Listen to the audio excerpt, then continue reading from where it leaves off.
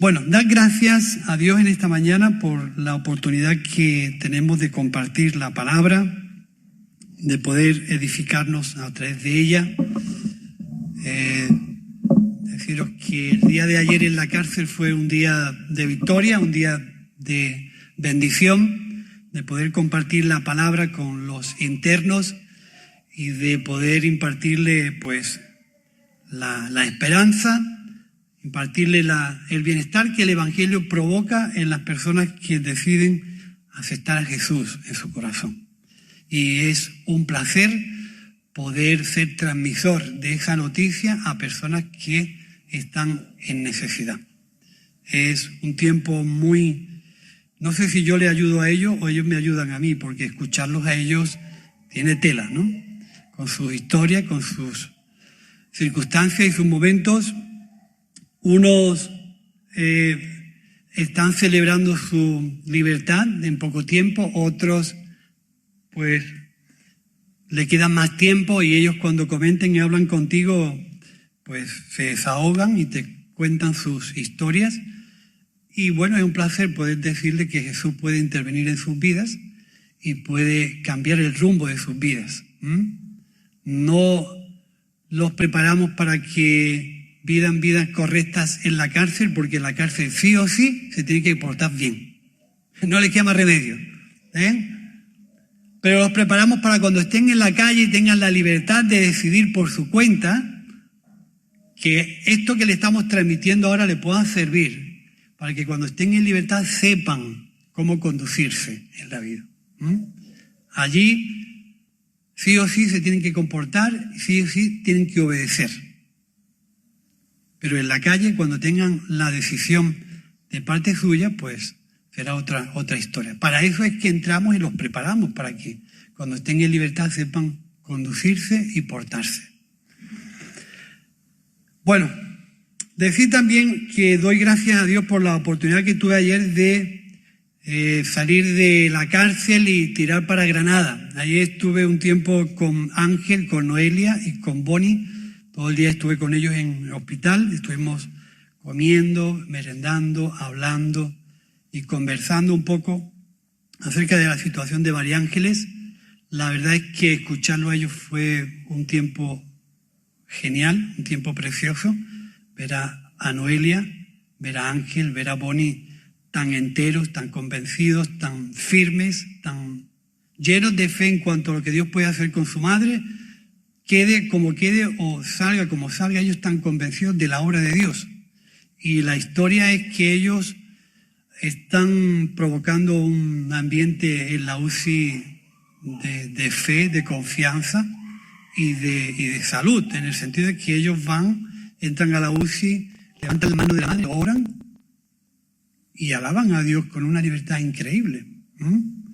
Están teniendo una mesura en su actitud dentro de todo lo que es la gravedad de María Ángeles. Ellos están manteniendo el tipo muy bien. Así que hay que dar gracias al Señor por la manera en que los está cuidando, los está conduciendo, los está consolando y está haciendo de ellos una familia nueva, viviendo un tiempo complejo, sin un diagnóstico claro de cómo va a terminar la situación. Puede terminar bien, puede terminar regular, puede terminar no tan bien, pero ellos están convencidos de la obra de Dios. Y eso es bueno. Bueno, vamos a abrir el Evangelio de Marcos por el capítulo 2, versículos, os lo digo ahora. Sabéis que hace 2-3 semanas estuvimos hablando acerca de los encuentros con Jesús. Este es uno más, pero este es más especial. Este es más especial porque 4 personas deciden llevar ante la presencia de Jesús a una persona que estaba paralítica. No lo llevaron para que fuera condenado como aquellos que pusieron a la mujer sorprendida en adulterio para que Jesús la condenara, sino que la llevaron a este hombre para que Jesús pudiera sanarlo. Qué actitud tan diferente, ¿no? Lo dice el Evangelio de Marcos, capítulo 2, versículos del 1 al 12. Después de algunos días Jesús entró otra vez en Capernaum. Cuando se supo que estaba en casa, inmediatamente se juntaron muchos, de manera que ya no cabían ni aún en la puerta, y les predicaba la palabra. Y entonces vinieron a él unos trayendo a un paralítico que era cargado por 4, y como no podían acercarse a él a causa de la multitud, quitaron parte del techo de donde estaba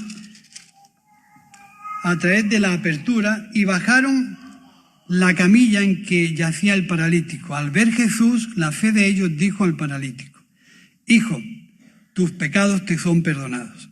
Y estaban allí sentados algunos de los escribas, los cuales pensaban para sí: ¿por qué habla de este modo? Blasfemias dice.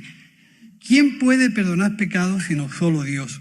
Y conociendo luego Jesús en su espíritu que pensaban de esta manera dentro de sí mismos, les preguntó: ¿por qué pensáis así? ¿Qué es más fácil decir al paralítico: tus pecados te son perdonados, o decirle: levántate, toma tu camilla y anda? Pues para que sepáis que el Hijo del Hombre tiene potestad en la tierra para perdonar pecados, dijo al paralítico: a ti te digo, levántate, toma tu camilla, vete a tu casa. Y entonces él se levantó, tomando su camilla, salió delante de todos, de manera que todos se asombraron y glorificaron a Dios diciendo: nunca hemos visto tal cosa. Qué importante es ver a Jesús predicar la palabra. Dice el texto que la casa estaba llena. Y a veces esto a mí me causa cierta admiración.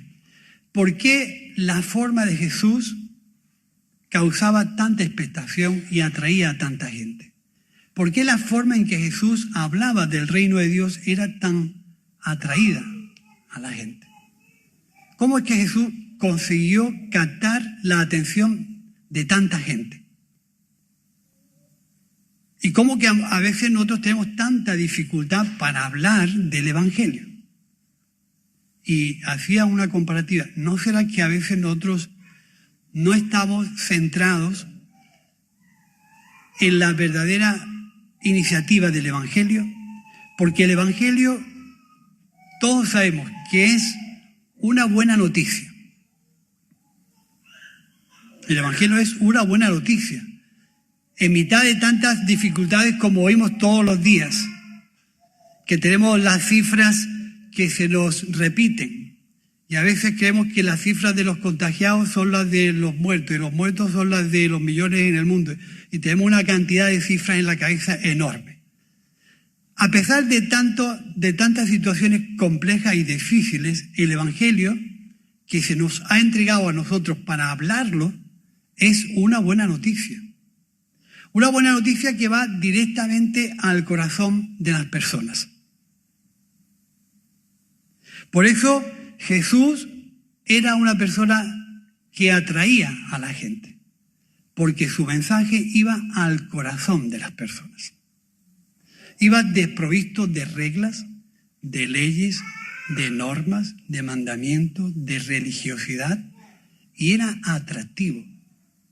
Era algo que caía bien al corazón de la gente, porque en mitad de tantas dificultades la gente necesitaba escuchar un mensaje de esperanza, un mensaje de fe, un mensaje de rehabilitación, un mensaje de restauración. No cómo tenían que hacer las cosas, sino que Jesús hablaba directamente a su corazón. La misión nuestra de la Iglesia, la misión nuestra como creyentes, es una misión evangelizadora, una misión de proclama de esta buena noticia. Nosotros tenemos que aprender a transmitirla. ¿Cómo transmitir esta buena noticia? ¿Qué es lo que le tenemos que quitar a la manera de transmitir lo que Jesús es y lo que puede hacer en el corazón de la gente? ¿Cuántas cosas nosotros decimos que a lo mejor aburren a la gente, hacen que la gente se aleje, porque lo central del Evangelio no lo manifestamos. Jesús, cuando hablaba, no imponía normas, no establecía leyes, no establecía mandamientos. Hablaba de la necesidad que la gente tenía de reconciliarse con Dios. Y en cierta ocasión hay un texto de la Biblia que dice: arrepentíos y creed en el Evangelio. Porque el Evangelio es Él. La vida está en Él. Y dice el Evangelio de Juan: el que cree en mí, tendrá la luz de la vida y no andará en tinieblas. Fijaros la manera en que nosotros debemos de corregir nuestra forma de transmitir lo que Jesús nos ha dado. Encontramos aquí 4 personas que deciden poner a este hombre delante de la presencia de Jesús. ¿Por qué? Porque la iglesia no puede salvar. La iglesia no tiene poder para salvar. La iglesia no tiene dones para salvar. Quien salva y perdona es Jesús. La iglesia como grupo y nosotros como personas, lo que tenemos es la capacidad de esforzarnos y hacer todo lo posible por traer a la gente ante la presencia de Jesús, que es quien tiene el poder para perdonar y salvar. Así que nosotros nos tenemos que cuestionar y pensar que la manera de llevar la gente ante la presencia de Jesús es una cuestión de convencimiento personal, de seguridad personal, de convencimiento en nuestro interior de que Cristo es la persona, que esta persona necesita escuchar a Jesús. Nosotros tenemos que estar convencidos que lo que necesita esta persona es tener un encuentro con Jesús. De verdad que cuando yo veo la revolución que hay en el mundo entero, creo que la iglesia está viviendo un tiempo extraordinario para que nos demos cuenta de la necesidad en que el mundo está. La necesidad en que el mundo ha perdido la esperanza, la ilusión y la seguridad en un montón de historias. Y parece que el último recurso en que el mundo piensa es en acudir a Dios. Porque quizás puedan tener una parálisis.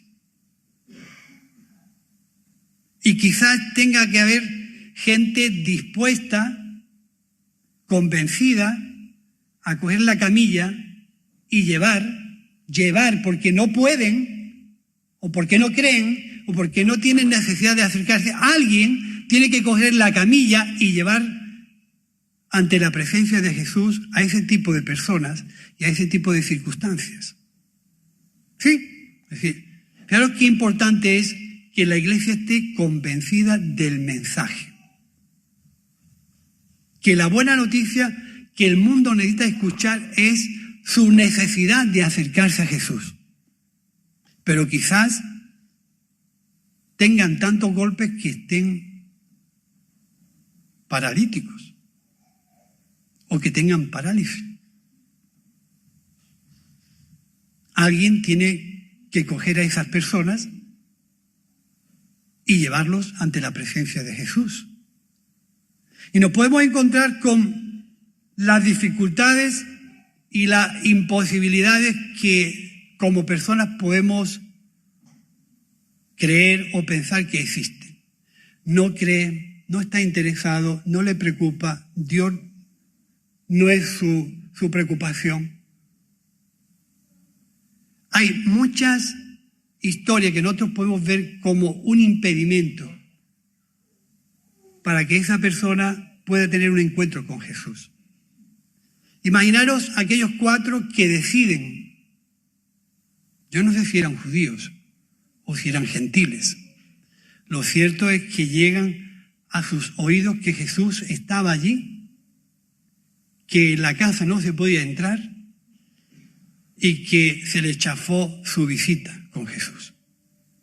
Pero no así, no decayeron en su ánimo, no se vinieron abajo, no se volvieron con el paralítico a su casa, no hay nada que hacer, esto es imposible, esto no puede ser, sino que de alguna forma Jesús le reconoce por su fe, por la fe de aquellos cuatro.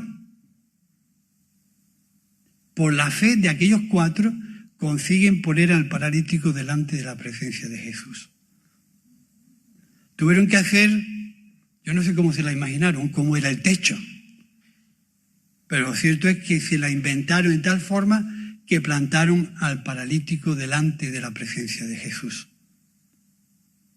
Quizás en este tiempo necesitemos, y es una realidad, gente que quiera cargar con la camilla.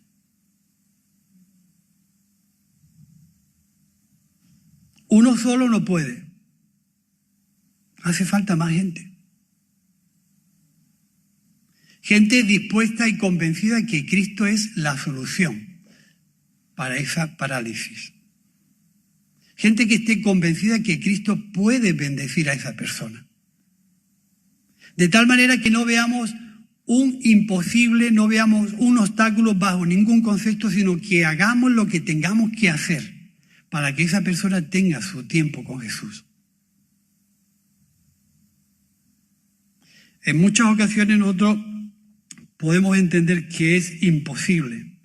El texto nos dice que aquellos no vieron ningún tipo de imposibilidad. Solamente decidieron trabajar juntos. Decidieron trabajar juntos. Los cuatro estaban convencidos que Cristo era la solución para esa persona.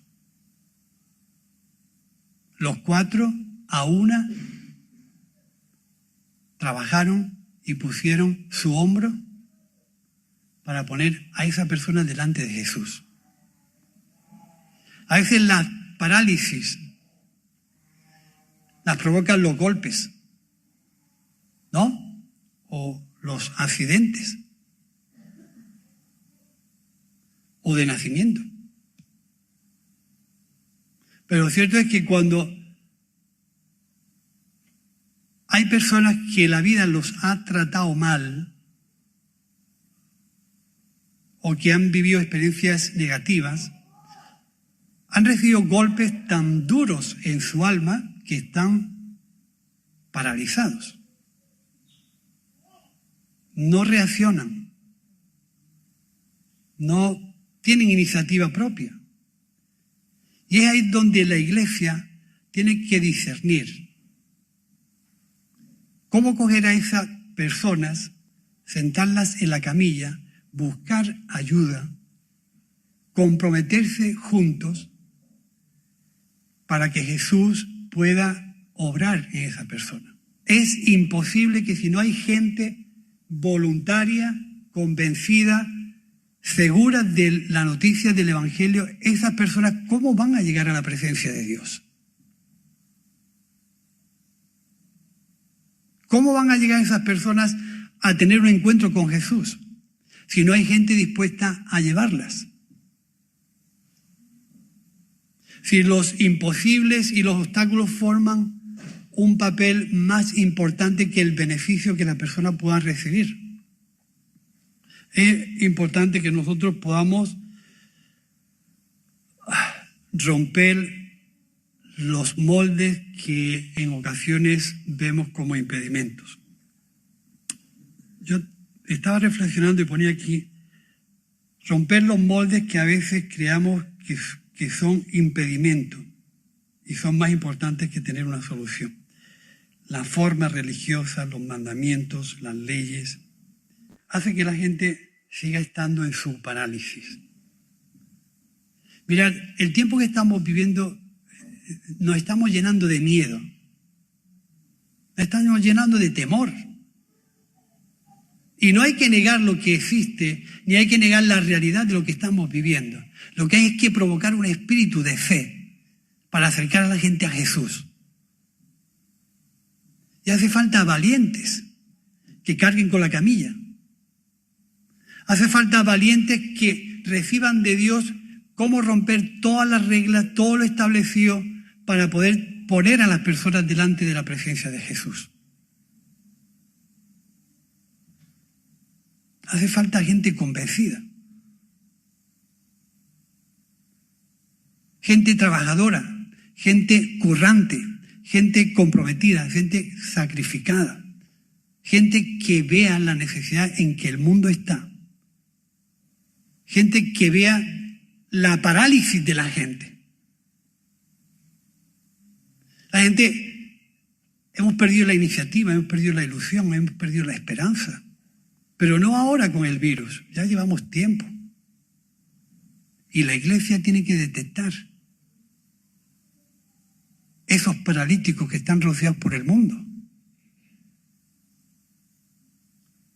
Y juntarnos, y unirnos, y meter el hombro, y llevarlos, y romper todos los impedimentos que la realidad nos muestra.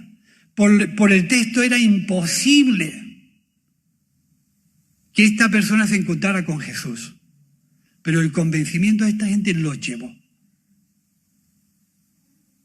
Y dice el texto que la fe de esta gente fue lo que motivó a Jesús a entrar y tomar contacto con el paralítico. Lo importante, hermano, es que la Iglesia, frente a esta imposibilidad, nosotros podamos ver la necesidad que el mundo tiene de nosotros.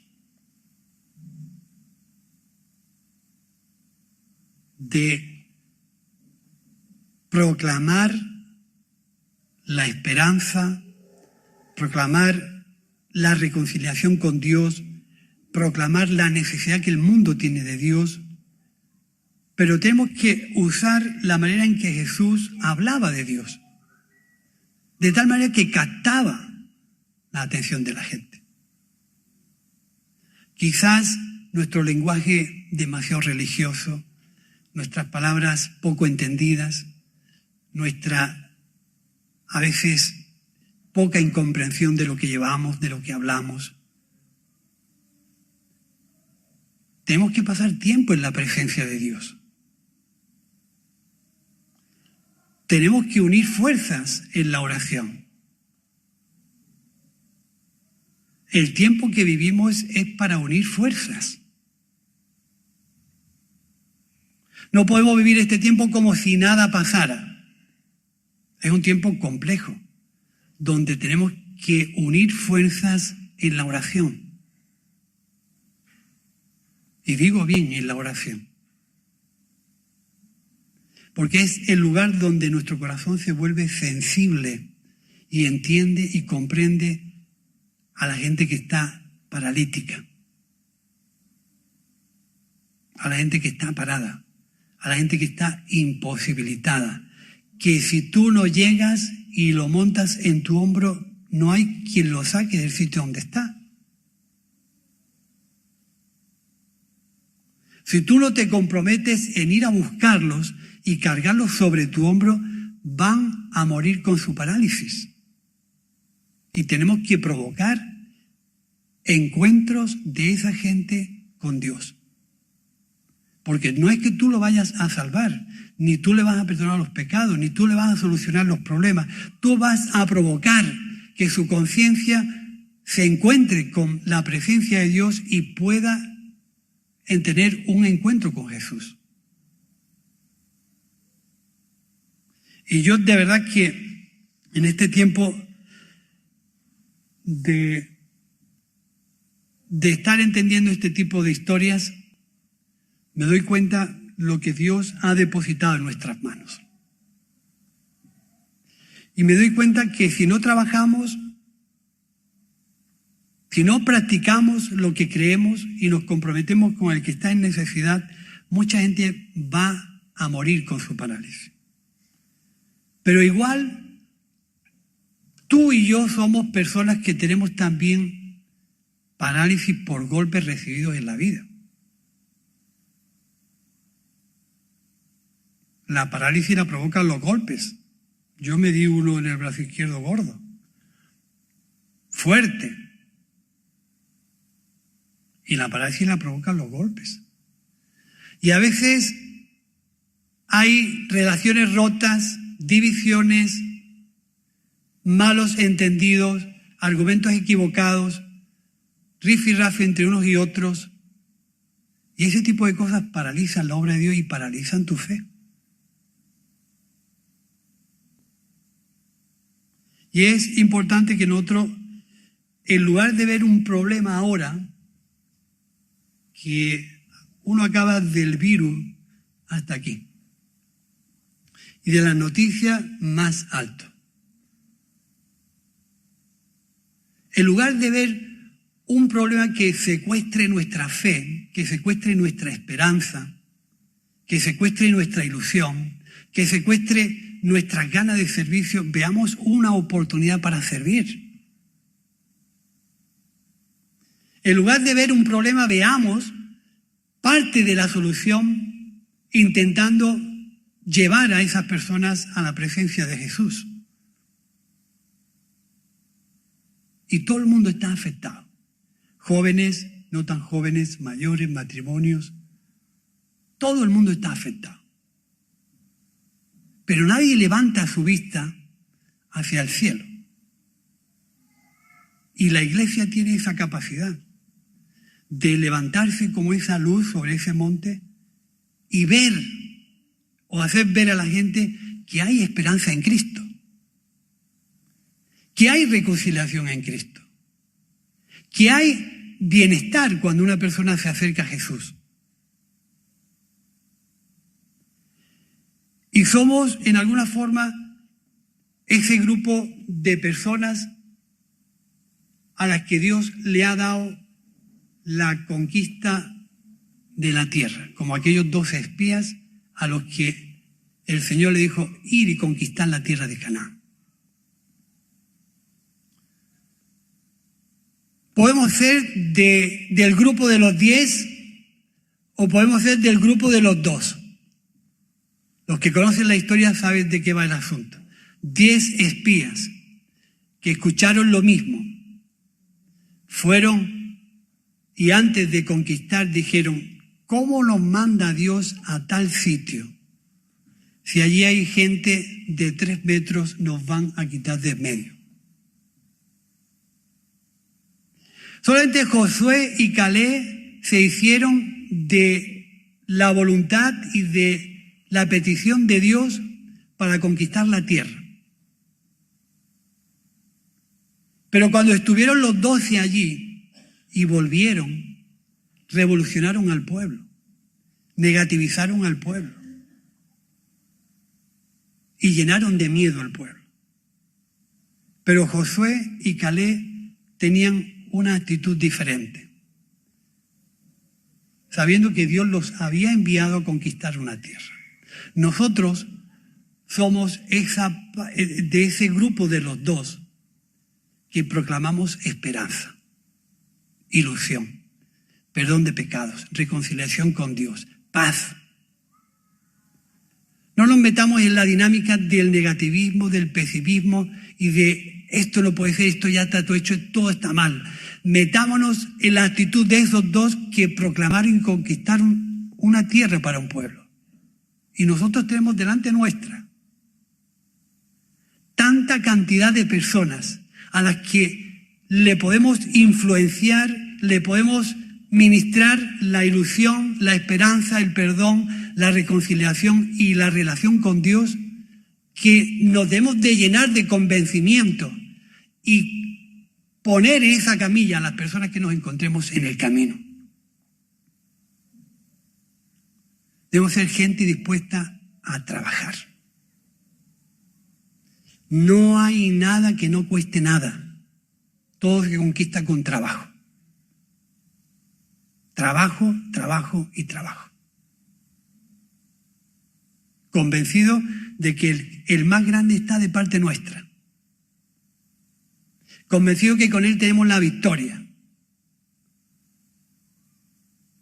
Convencido que las dificultades son grandes, pero con el Señor venceremos. convencido que con esos panes y peces Dios es capaz de darle comida a 5.000 personas. Pero procuremos por todos los medios que cuando Jesús nos habla y nos dice, dadle vosotros de comer, procuremos por todos los medios quitar las imposibilidades, el negativismo, el pesimismo, como aquella gente dijo, ¿y cómo le vamos a dar de comer a tanta gente con tan poco? Dadle vosotros. Nada más que tenemos que obedecer y meternos en esa dinámica de fe de que Jesús está detrás nuestra. De que por medio de lo que Dios te ha dado, sea poco o mucho, Dios es capaz de multiplicar y de darle de comer a mucha gente. Y que si nosotros por todos los medios somos capaces de enfrentarnos a las dificultades como se enfrentaron estos 4, de llevar ante la presencia de Jesús a este hombre, sabemos que Dios lo tratará bien, lo perdonará.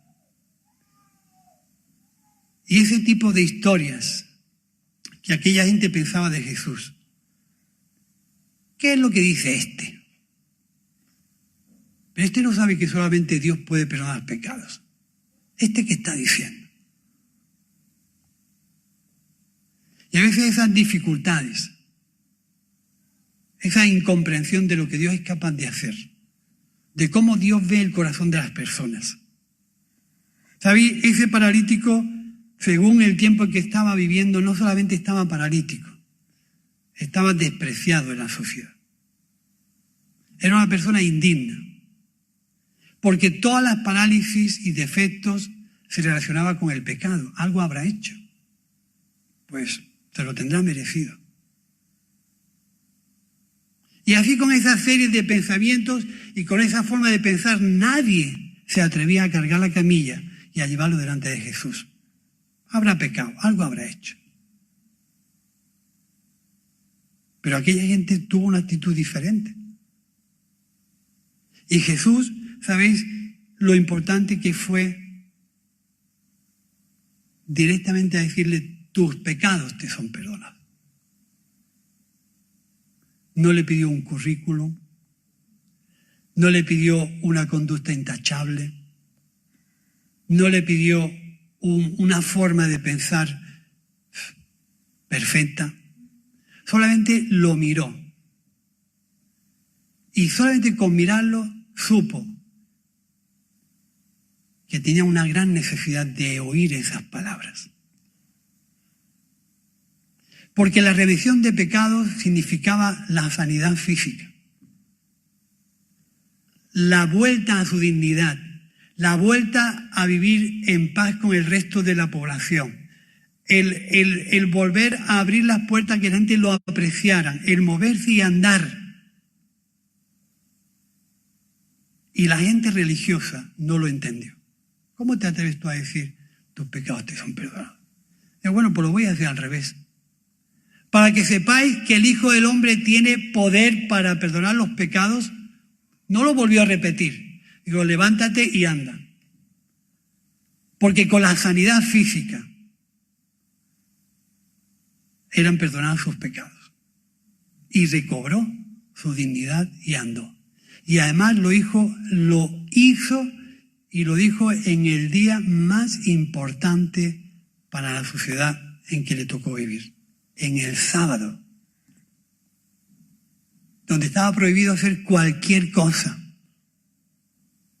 Lo que quiere decir que muchas veces las normas religiosas, cuando se imponen por encima de la necesidad de las personas, estamos pecando contra Dios. Primero, la persona. La necesidad de la persona. Jesús le dio el verdadero cumplimiento al sábado,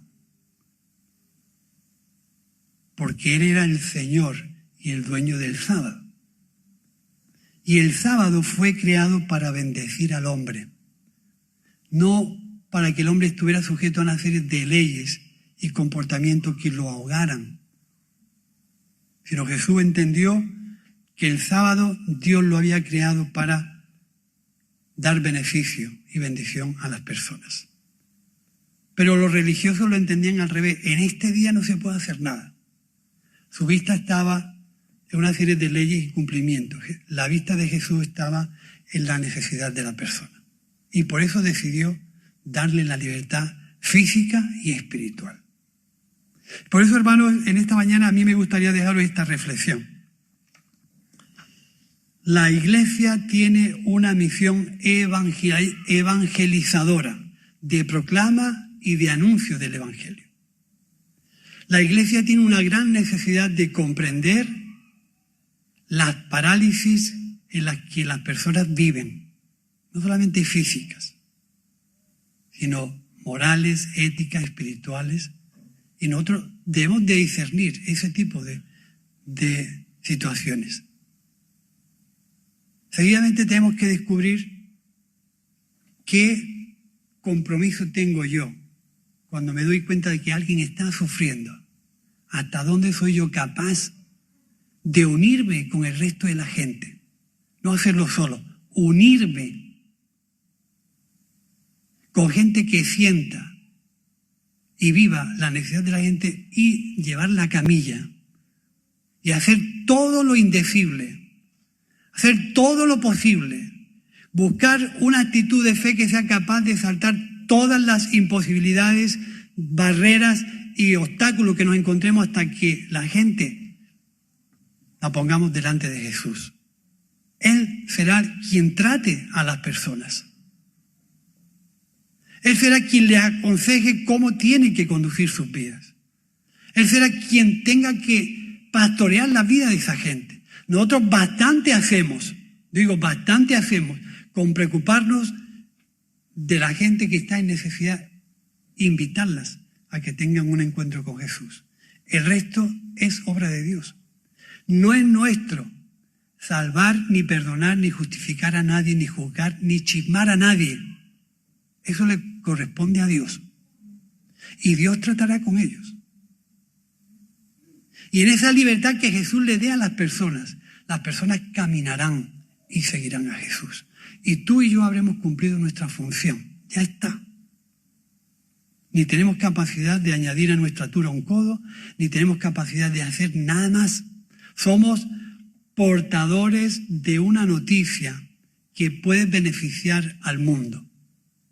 Pero nosotros tenemos que ser conscientes que Jesús tiene la solución para quitar la parálisis de mucha gente. Seguros, convencidos de que cuando el mensaje del Evangelio cae en un corazón, tiene la capacidad de restaurar, de renovar, de darle la libertad a la gente por el trato que Jesús les da. Porque en ese trato va la comprensión de Dios. Jesús, cuando trata con la gente, las comprende. Y sabe, como decíamos hace 2 semanas, sabe por qué la gente le busca. Y sabe si tiene actitudes correctas o incorrectas, si va con interés o desinterés. A Jesús le da igual. Lo que quiere hacer de esa persona una persona nueva. Y cuando recibe el amor de Dios, esa persona decide arrepentirse y corregirse. Pero es un paso después. La Iglesia tiene que aprender a amar a un mundo imperfecto, corrupto, que vive alejado de Dios, que tiene formas al margen de las cosas de Dios. Tenemos que aprender a ese mundo. Y cuando aprendamos a amarlo sin condiciones, sin reglas, el mundo se volverá a Dios. Y aunque no te lo merezcas, te voy a llevar en la camilla. Aunque sepa quién eres, te voy a llevar en la camilla. Pero dejarlos tirados es condenarlos a una vida sin Cristo. ¿Sí? Así que, Liliana, tú